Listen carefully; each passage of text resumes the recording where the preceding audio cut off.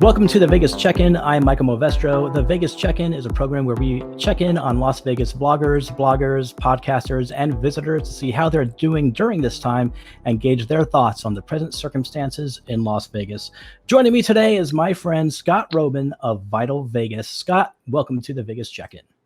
Thanks for having me on. It's been too long since we chatted and shared cocktails. Indeed. I'm up for it. There you go. I've got we'll say that this is just vodka. It's water. But.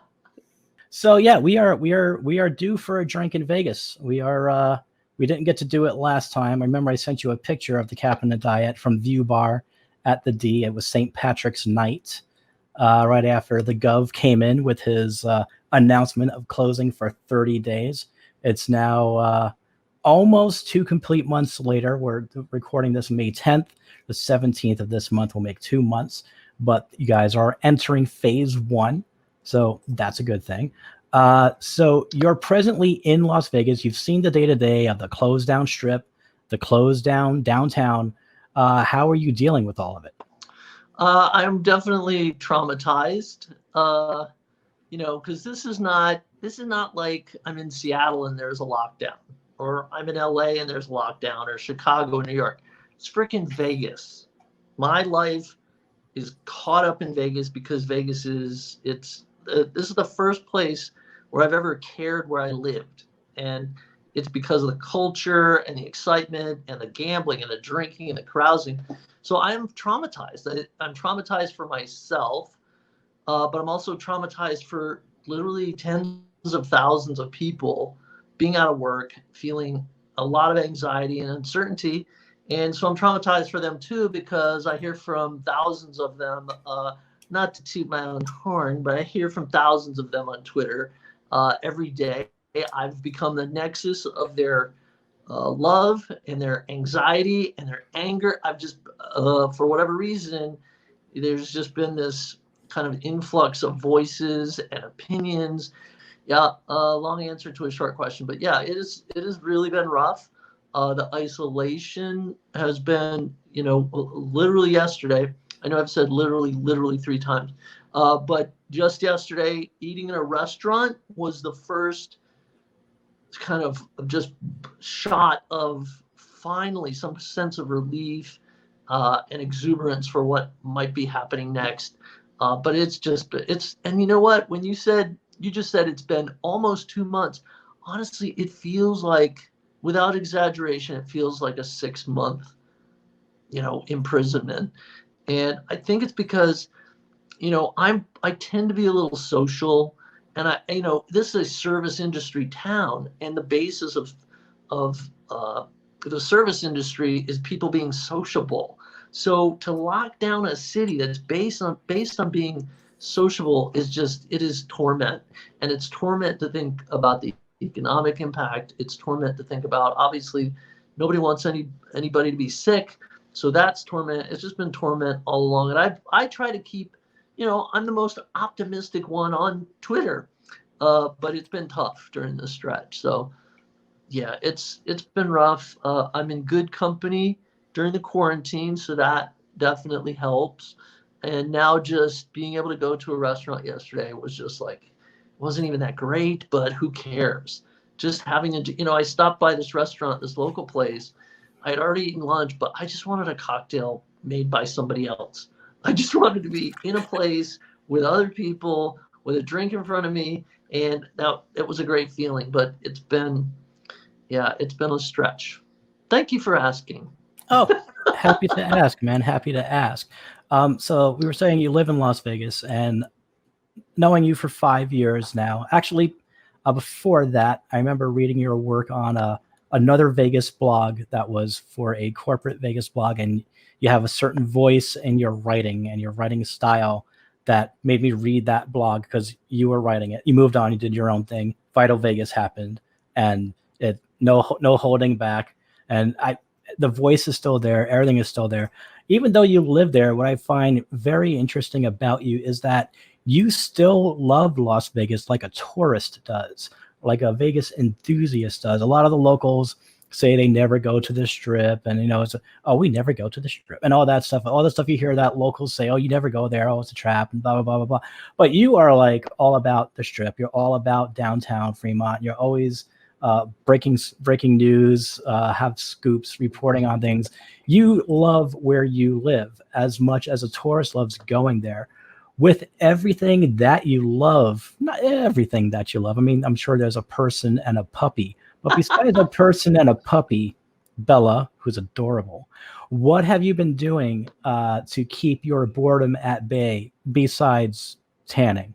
Yeah, no, tanning, big part of it. Potty training, big. Yeah, those are big ones. You're exactly right, because all the things that I love have for the most part stopped. I really am a fan of new restaurants, new shows, even the ones I don't like, I miss. Just it has changed life so much just day to day. And it really, like, this is the most I've ever been. I hadn't been in my backyard in probably 4 years, and it was totally overgrown. So I think everybody's just finding like whatever chore they can do where they can go to the hardware store, because again, you get to interact with a person, since that was one of the essential businesses that was essential. But I'm lucky because a lot of my life is spent online, for better or worse. So doing a blog, I still have things I can write and talk about. Doing a podcast has really been, I've done, wouldn't say a ton of episodes, but more episodes. So a lot of my life is digital and online. I cannot imagine if you're a carpenter and you go to a place and do carpentry, and that's just, you don't get to do that. So people that are, that don't live their life online, I think it's got to be even more challenging. But so that's filled up a lot of my time, just doing what I've always done, which is just like share news and stir up shit. That should be in my mission statement, to stir up shit. When Vegas begins to reopen, it's going to look different. It's going to feel different because of social distancing, temperature sensors, sneeze guards. What would be your advice to Vegas visitors to help it feel as normal as possible? Yeah, I mean, people think that I'm in this big rush to go back to a casino. I personally am in a rush to go back, but I'm not really convinced that the things that I like about a casino can be experienced in the way they're talking about. When I'm at a craps table, when there's two people, I'm bored out of my mind. When the craps table is packed, I'm having the time of my life. So I never play with myself at craps. Even at blackjack, you want people around you. There's camaraderie, like it's built into it. So, I'm not the person who's saying like the minute the casino opens, everybody should rush back. Because believe me, if you're sitting there with these plexiglass things next to you, you're going to feel like you're in some kind of weird isolation chamber. That's not Vegas, man. I guess you can still gamble, but people don't come to Vegas to gamble. Even the people who like gambling don't come to Vegas to gamble. You come here for the experience. So, having all these new rules, I get, take somebody's temperature if they can do that in an unobtrusive way. I don't think a lot of these things are going to be disruptive. If you're increasing your sanitization process to be more frequent, that's good, because while I'm playing, you can clean that machine, you can clean that machine. That's not disruptive. The table games are going to be the toughest part. And I don't see any big rush to run back to a craps table or a roulette table. But if you like slots, I think you're barely going to notice, because slots is a solitary game for the most part, unless you're doing like a group pull. But nobody, there's not a lot of people that do that. It's basically you and a machine. When you're playing video poker at a bar, which I assume you'll be able to do soon, it's you and the bartender. Like this is not a group experience for the most part. So I think for a lot of folks, they won't have to try to do anything to make it feel normal. They better not get their sights set on a nightclub anytime soon. They better not get too fixated on a day club. If you like the pools, I think they're going to be open this summer, but it is going to be the social distancing, so you're not going to be able to hook up at the pool like you used to. But I think a lot of stuff is just going to be kind of subtle changes. And the thing that I keep emphasizing is this is not the new normal. This is the new temporary. And that's because I think once people feel comfortable, and I think once they They realize that we're not going to be overrun in our hospitals. I think people are just going to kind of chill. They're going to realize they're not broke. A lot of people have struggled, but like you said, it's under 2 months. So for a typical casino gambler, 2 months is not going to break the bank. If they get their job back, they're going to have disposable income. They're going to want to come party. So I don't know. I look at the world through rose-colored glasses, but I think for most people, it's not going to be that struggle. Certain games are going to be different. Poker players, I don't even know if it's viable to have 4 people at a table. Like, if you can't live without poker for a month or two, you probably have bigger problems. That's what I'm talking about. Now all the poker players are going to be like, you bastard, how dare you? I don't know why they're British suddenly. You bastard. That's what they do on Twitter all day, call me bastard. Yeah, you get that a lot, I've noticed. Yeah, it really does. So you were talking earlier about how the new normal is actually the new temporary. I have it down here on the screen. The new temporary be in Las Vegas, and one of those temporaries being the sneeze guards, the thermal sensors, all that stuff. Limited occupancy, not everything opening at once, a lot of restaurants being closed. And I guess what I'm getting into here really is that when Vegas reopens, it's happening in phases. What is the timeline for what and when casinos will open? I'm guessing you know the phases better than most. So why don't you go ahead and share that with the rest of us? Yep. Well, I don't know. The phases are kind of like a governmental designation of benchmarks. I know kind of the order things are likely to happen. At this point, the phase 1 was moved up from May 15th to May 9th yesterday, as we are taping this.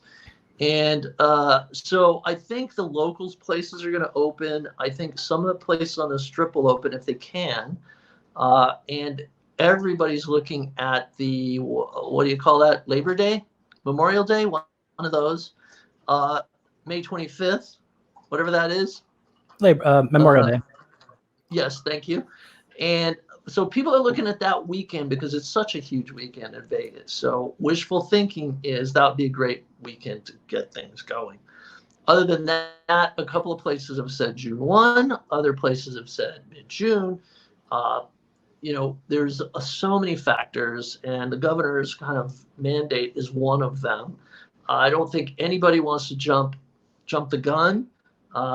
Matt Maddox at Wynn and Encore, who's been a very strong voice in this whole discussion, has said he would love to get going by Memorial Day and laid out a plan where he could do that. So it really, I think it's becoming clear that there's a ton of pressure on the governor, and that's going to result in this moving a little more quickly than people had expected, because I think they were really surprised that it was moved up from May 15th to May 9th. So I think the overall schedule is going to be the same way. I think there's going to be, an accelerated schedule once everybody realizes everything's okay. Some of these resorts, I'm sad to say, I don't think they're coming back kind of like in 2020. And some of our favorite places are likely to be in 2021, and that's Circus. I think there's places like Aria, I've heard, a couple, I don't know. They haven't made an official announcement on this stuff. So it really is just, certain ones. Bellagio and Flamingo are likely to be the first for Caesars. What did I say? You said yeah. Yeah. So Bellagio in New York, right, for MGM, and Caesars and Flamingo for Caesars Entertainment. Which makes sense why they're opening Bellagio, because it's mid-strip and it's right there next to Flamingo and Caesars. So, all right. Yeah, I was wondering why they were opening. Reasons, and there's logistical stuff, and there's, there's just so many moving pieces. You don't just flip a switch and these massive resorts come back online. So I think they're looking at, it's just this slow, methodical approach. They'd love to bring everybody back all at once, but there's just not going to be bodies in these casinos. Although some of these regional casinos and tribal casinos have had the busiest revenue days they've ever had when they reopen. So to me, that really speaks to players love to play, playa. So I think some people are going to be coming back they're not that concerned. Like 40-50% of people kind of ready to go. Even in Vegas, they did a poll at my favorite newspaper, and it was close to 50%. They were like, I'll go back to a casino. I'm comfortable with that. So that's a great sign. It's a great sign for locals places. The travel restrictions are going to be a pain in the ass, because until those are gone, we're just not going to do a substantial amount of business on the Strip. That drive traffic from California is going to be really critical. But you got to fill it in with conventions and other kind of business, which is not going to happen right away. So that's how it's looking. It's going to be some of those casinos that you've always taken for granted, like Mirage. If it's not there in 2020, what a weird feeling, if Aria is not there in 2020, just very strange to think about entire resorts shut down for an extended period of time. So it's up to us to bring our stimulus checks to the casino and let them know we love them. And just, if we put enough money in the machines, they might open the other places too. So there's been this thing. That's great, man. But there's been this thing on the internet. I think it was shared by Las Vegas locally. It came off of probably somebody on Facebook, I'm guessing, and then it made its way to Twitter. And it shows what the theoretical phased opening is. It shows that was me. Opening. How dare you credit Las Vegas locally? How dare you? I'm done. I believe you replied to it, but I don't think that was yours originally. No, it was. I actually shared it. It was there was a schedule listed in a blog, Stiffs and George's, right? And it was from an analyst who had done an interview for a publication. So the reason I'm passionate about this is it's been very controversial, because when I shared it, there were a lot of people chiming in saying they hadn't heard this schedule, that the source was completely this blog, which was not the case. That blog had this list spelled out, and a lot of it overlapped. But it's also my information is that is kind of a worst case scenario schedule. Was that going to be the question? I was pretending to be indignant, but I love Las Vegas locally, and you can give him credit for anything. Well, yeah, from what I understand, it was an analyst. I'm not sure if it was Forbes or someplace else, but there was that pretty much that same schedule. Yeah, he was kind of speculating on what he thought would happen, but that is based on a number of factors. One of them being the projected demand, which is projected to be horrible. So if the demand is better than projected, that timetable just doesn't exist anymore. And my folks inside MGM Resorts, who said, yeah, that schedule is actually what we're working from. It's assumed that if demand is low, this stuff is going to be pushed out into summer of 2021, into fall of 2021 for some of these places, which is shocking. But I think a lot of that is just, as is everything with this, it's fluid. So it really is just kind of like, as the information comes in, as they get reservations, as they get conventions, as some of that business starts to come back, I think they reassess that whole. Oh, look at you! You are so tech savvy. I know. All right, so the article came from Las Vegas Advisor. They were talking to an analyst who from JP Morgan named Joseph Greff, who his schedule pretty much was that.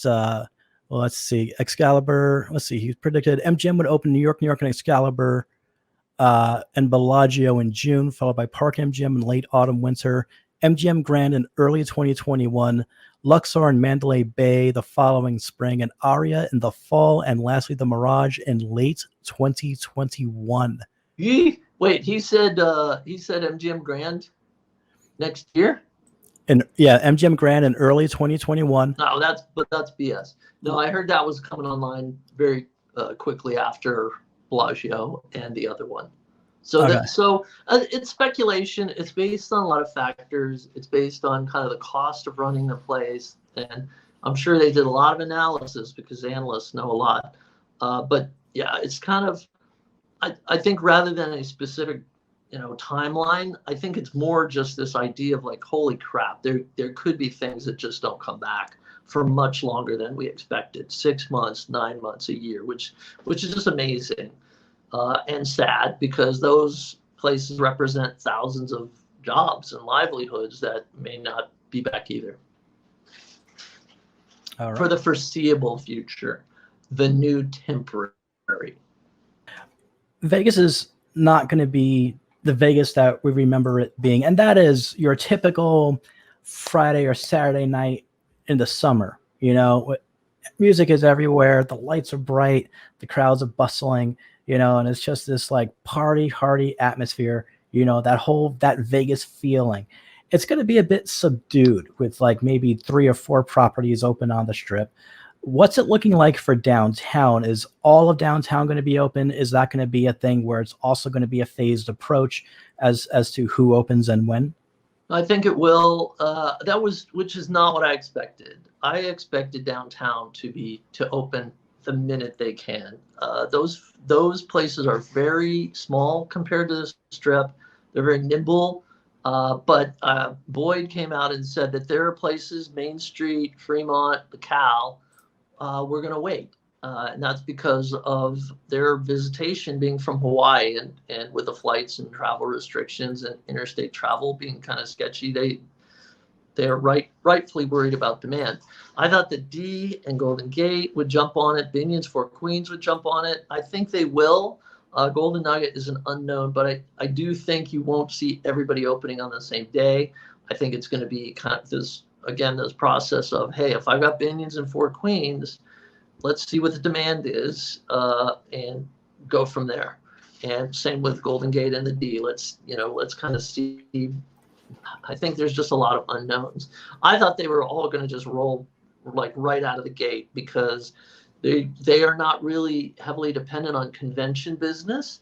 A lot of it is from, there are a lot of tourists downtown, but a lot of that is domestic. It's out of market, but it's domestic. So really, you could get a lot of folks down. But a lot of folks is tricky, because Fremont Street is based on crowds, as much of Vegas is. It is live entertainment drawing a crowd. That's what brings people down. They come to watch Viva Vision and listen to live bands. So that whole paradigm is a mess right now.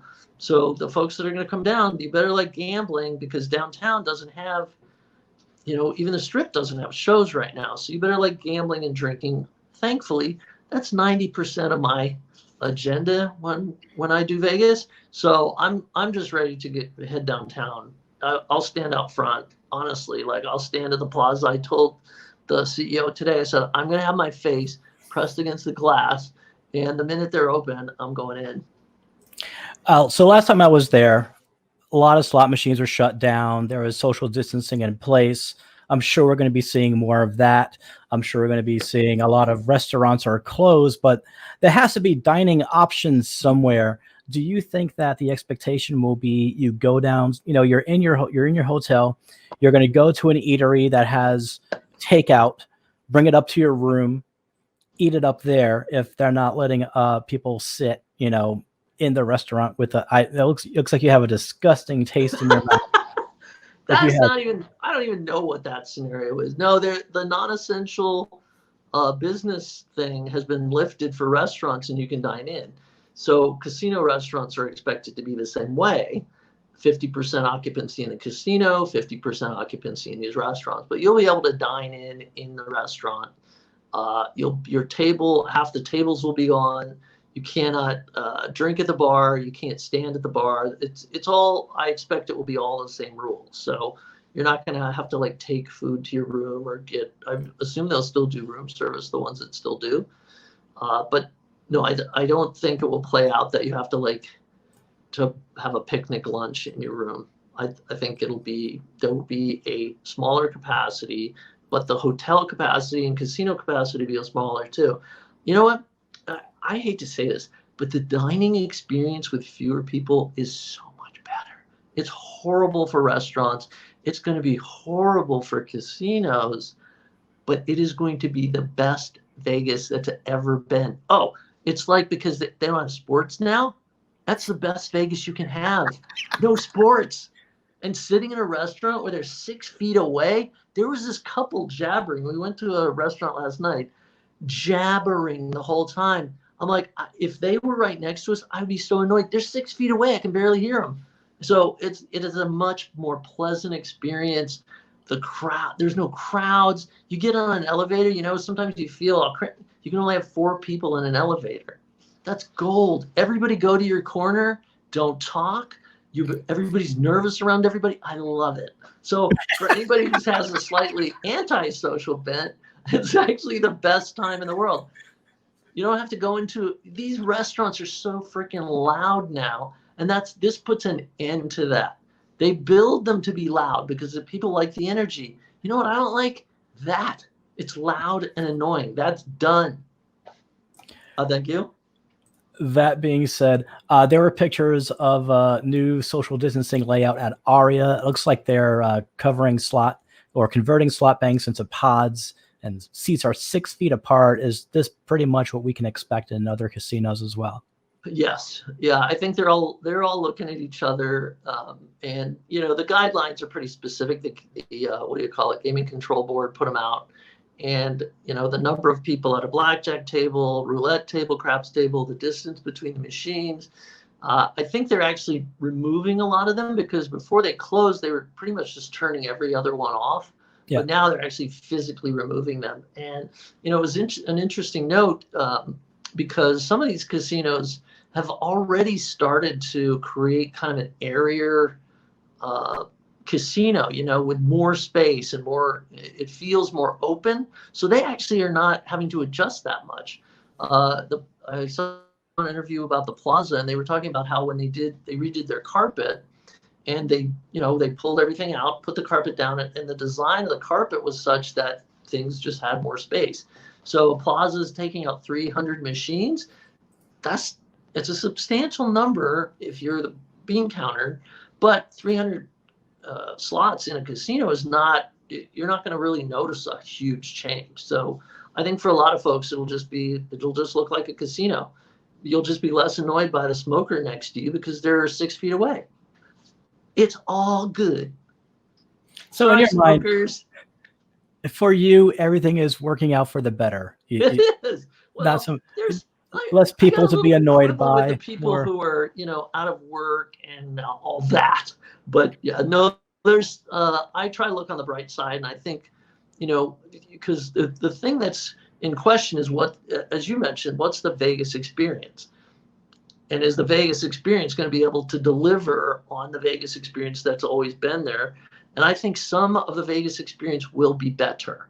If you can take the financial element out, because it's a financial disaster for casinos, right? And these restaurants and casinos and the shops and the retail stores and casinos. But if you take out that financial element, you're right. There's actually things that are going to be more pleasurable. So there are going to have kind of hall monitors going, you and your 10 friends cannot hang out at the roulette table at the same time. That's fine. For a lot of people, that was not what they were doing to begin with, you know, and it remains to be seen. Are bachelor parties still going to want to do Vegas? Bachelorette parties? Maybe not for 2 months, but when things start to normalize again, I think those folks are going to come back and they're going to have a great time. That's my 2 cents on that. You were just talking about the bright side, and I think that's a good point to lead right into this next question. It's a really good segue, actually. If you could talk to every Las Vegas enthusiast right now, what are some points of positivity you would like to leave them with? Yeah, I mean, the essential elements of Vegas will be here on a different scale. Some of the things that you know and love, you have to really think about if you can recreate or if you can do without. So going to a nightclub is a big deal in Vegas. Hooking up with a stranger is a big deal. So those kind of Vegas rituals that people love, going to the pool club, you know, what do you call them? Day clubs. Some of those rituals are going to change. You can still go to the pool, but you're not going to club. But it's just temporary. So a lot of this stuff is kind of like, you know, I get this all day long, trust me. Like, you can look at the same facts and just, it's really subject to interpretation. People are like, no, a fact's a fact. Well, it's not you look at one fact and it's, it's do what I do, which is like, oh, there's fewer tables in this restaurant. Who is that bad for? Maybe the restaurant. I don't run the restaurant. So I'm really all about me, my personal enjoyment. So that's how I can look at the positive in these situations, because I'm not paying people. I don't have a major construction project that's in the works, or a major, I'm not Resorts World having to worry, holy crap, is summer of 2021 too soon? So I think the essence of Vegas is not going anywhere. There's going to be kind of small inconveniences for a short period of time, but I think my new mindset is, from everything I'm seeing, I think this is not going to drag out. People were talking about Vegas is going to be dead for a year, 2 years. I'm like, that's horseshit, honestly, at this point. I think people are going to get over it, and I think they're going to see things that are like, you know what, I kind of like that they're cleaning stuff more. Just as a basic procedural protocol thing, I'm really happy about that. I'm happy that, some of these basic things are going to be, I like knowing that the person next to me doesn't have a temperature, because whether it's COVID-19 or it's the flu or a cold or some other kind of skeevy thing they brought where they might have had a temperature, that's not happening anymore. And here's another bright spot. People don't get to go to work sick anymore, because in the service industry, people are not paid a lot. So they feel obligated to drag their asses to work when they're sick, whether it's COVID, flu, whatever it is. I get so annoyed. I go to the office and these jackasses are sneezing and coughing. I'm like, why are you in the office? Well, you know what doesn't happen anymore? That. It doesn't happen in real estate offices. It doesn't happen in the casino. You're not going to find dealers who have a cold anymore, because even if it's just the cold or the just influenza or whatever it is, nobody's going to let them work. You cough once, your ass is being sent home. So those are all positive things to me. Wash the chips. In a lot of these places, they haven't washed the chips since 1978. And now they're buying chip washing machines. They're going to have members of their staff physically go in and clean chips. Like, I'm 100% for that. I'm 100% for them thinking about smoking, because this is a respiratory thing, COVID is, right? So how do you not bring the question of smoking indoors into the debate? There's bad things that happen when people smoke indoors. You're blowing smoke in the face of an employee day after day. Maybe not you, but people are. And these employees need a safe work environment. Smoking's not part of that. So this, again, a positive aspect. Like, let's bring it up. Let's bring up these questions. This is all positive. I always look on the bright side of life. Yeah, you know what, smokers, really, it's not difficult. They're called nicotine lozenges. You take one and a half to every 2 hours. You're going to be okay. Trust me, I used to smoke regularly. What are the 3 things you are looking forward to doing once Las Vegas is fully reopened? Everything. The world is your smorgasbord. Vegas is your smorgasbord. Everything is open. What's the 3 things you can't wait to do the most? They are ridiculously mundane. I want to take a beautiful woman who hopefully is listening to a wonderful restaurant to celebrate the end of this nightmare. That is number 1. That will probably be Triple George, because that's one of my favorite restaurants. At this point, I'll kind of take any. So a martini at Triple George, possibly a steak or chicken parm. Let's go chicken parm. That would be number 1. Number 2 would be, I really want to go to View Lounge at the Stratosphere, and I want to go to Casbar Lounge at Sahara. These are my kind of favorite haunts, and I'm really just dying to do the trivial, mundane things I have loved doing for years. There's a much longer list of things I'm definitely going to do.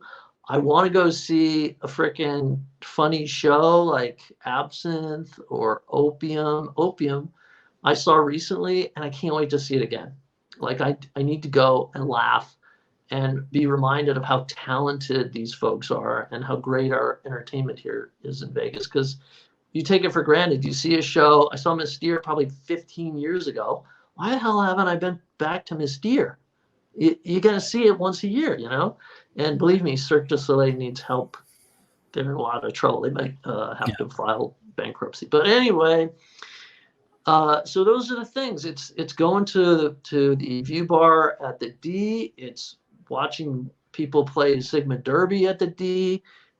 I've got to get the chicken strips at Whiskey Liquor Up at Binion's.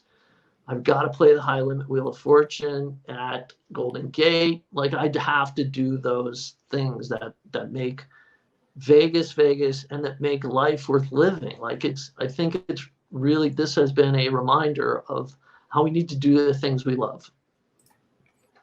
All right. For me, my 3 things are pretty simple. Thing 1, I want my wife and I to go to Gallagher's at the New York for a ribeye. Oh, can we go with you? Yeah, sure. Why not? We haven't done Gallagher's, and I've never been there. It's so good. Thing number 2. It's hard with me because hold on. It's hard for me because you can't touch the food until I take a picture. Is that, you're good? Well, you got to set up your little lighting kit, right? Yeah. Well, with a blog, you can't be just eating food. No, right. You have to compose. Okay. Number 2. I used to run this little blog called Vegas Bright where I had to like take pictures of food and stuff and things. You did a great job. I have an idea of what you're talking about a little bit in my head. Not as good as yours. You have photos. Whose is as good as mine, really? No one. Okay, what's number 2? Gallagher's sounds good. Yes. And what kind of steak? A ribeye, a cowboy ribeye. Nice. I've never had a ribeye at Gallagher's, so that's on our to-do list. I'm still going to get the filet, but I'm going to try yours. Okay, number 2. Thing 2, I want to have a drink with you at Whiskey Liquor Up, Captain and Diet. Maybe we'll play some video poker. Yes. And that's what I meant to say when I gave my list. Whiskey Liquor Up with you. I didn't mean to make it a generic thing, probably. Okay, 2. Thing number 3, I just want to go to the Venetian again and just stand in that nice long hall with the beautiful ceiling and that weird Qbert playing looking floor, and just stand there again and deeply inhale without fear. I would just like to do. That's really all I would like to do, is go anywhere and deeply inhale without fear. Yeah, I'm with you. And as much as I'm run by my brain, more than those things, but there's no getting around just the simple interaction at the grocery store or the hardware store or people that you're just walking by on the street. I think that fear is going to be, it's just going to hover kind of as a little dark cloud until we go more places and do more things. And we start to get a handle on the numbers that, look, we did what we needed to do according to a lot of people, but we've come out of it. We'll be okay. We need to live life, and part of life is fun. So viewing beautiful things, Venetian, think about that view from the stratosphere. Just go up to that freaking lounge. Oh, there's your tip of the day. Tell them you're going to the lounge so you don't have to pay to go up in the elevator at the Strat. But go up there and just bask in that view. It's exactly what you're talking about. Like, there's just these moments where you just overcome. Over time, if you're a frequent Vegas visitor, you start to just kind of, now I'm just walking through the Venetian, but I think everybody's going to appreciate things more than they ever have. They're going to appreciate things. And like I said, I miss the things I hate. I absolutely am just dying to go pay a CNF charge, a resort fee. I'm dying to pay for parking because that means I'm parking somewhere, So I think that level of appreciation, it's like a new Vegas. It's not a new normal, it's a new Vegas because you're seeing it through different eyes and you're appreciating the stuff that you've seen possibly a million times. But this time when you see it, you're going to realize how bad it was when you couldn't see it and you couldn't do it. So I think that adds a layer of appreciation and joy. There's already joy there, but this makes it even better. Scott, thanks for being here. I always appreciate talking to you. Is there anything that you would like to plug? No. Occasionally go to the blog, please, vitalvegas.com. Occasionally check Twitter at VitalVegas. What else? The Facebook group is huge. So check the Vital Vegas. It's pretty much the same stuff, but there's 30,000 people hanging out, talking stuff about Vegas. There's no other city like it. People don't talk about, hey, I'm from Austin, Texas. when they don't live in Austin, Texas. Like I love visiting Austin, but I'm not talking about it on Twitter every day. But people are obsessed with Vegas because it gives them an experience they can't get anywhere else, and that's going to happen again very soon. I'm going to say 2 weeks, we got our first casino open. And you have this event coming up at some point to be announced, or I don't know, not announced. You've announced it already, but the date hasn't been really set in stone. It's called Yawn Fest, or what? The first, probably and only Vital Vegas Yawn Fest. It was supposed to be May 1st or 2nd. I drunk tweeted it, but then Ellis Island didn't open. But I wanted to be at the front yard. I probably should have put that in my top 3 things because I love that new kind of outdoor area. But that's where I want to do it. It's looking like June 6th. Whatever this first Saturday is in June, I figure that will give us enough time. And Ellis Island needs a minute to get its act together. But so I probably will tweet it. I drunk tweeted it the first time and was like, I should do a little get together. I don't want to plan anything. I just want to pick a date and time and then just show up. And hopefully people are into elbow bumps because I'm not shaking any hands, but it'd be fun to hang out. And if people haven't seen the front yard, they'd get to do that. And then there's just good drinking and gambling and barbecue. And Ellis Island's one of my favorite places on or near the Strip. So thank you for remembering. I'm going to say June 6th. I think a lot of places will be up and running, and hopefully Ellis Island will be one of those. All right. Well, once again, thanks for being here. I'll be seeing you on the internets, on the socials, on all the Facebooks. Kids are doing it. On the Zooms or whatever they're calling it. Great chatting with you, Michael. Thank you for having me on. I don't know where this ends up on the YouTubes. Yeah, it'll be on my YouTube channel, youtube.com, Movestro Vegas. So that's where I'm at, and that's where I have my vlogs and all my other stuff and the animation stuff. So it'll be there as soon as I'm done chopping this up. You'll be up. You have made an excellent choice of interviewees because you're going to get probably 24 views based on having me on as a guest. So record breaking. I'm thinking at least 26. I'm trying to be positive here. It might be 26 people. How about if we go for 69? Hey-o. All right, man. Thanks for having me on. Happy to do it, man. All right, stay How's right. my tan going? Looking good, right? Looks fantastic. You've really, wow, that's crisp. Well, everyone, that's going to do it for this episode of the Vegas Check-In. Is there someone in particular you'd like to see on the program? Hit me up in the comments below. Be sure to like and to subscribe for more Las Vegas content. We'll see you next time. And remember, when you stay in Vegas, stay bright and always do Vegas right.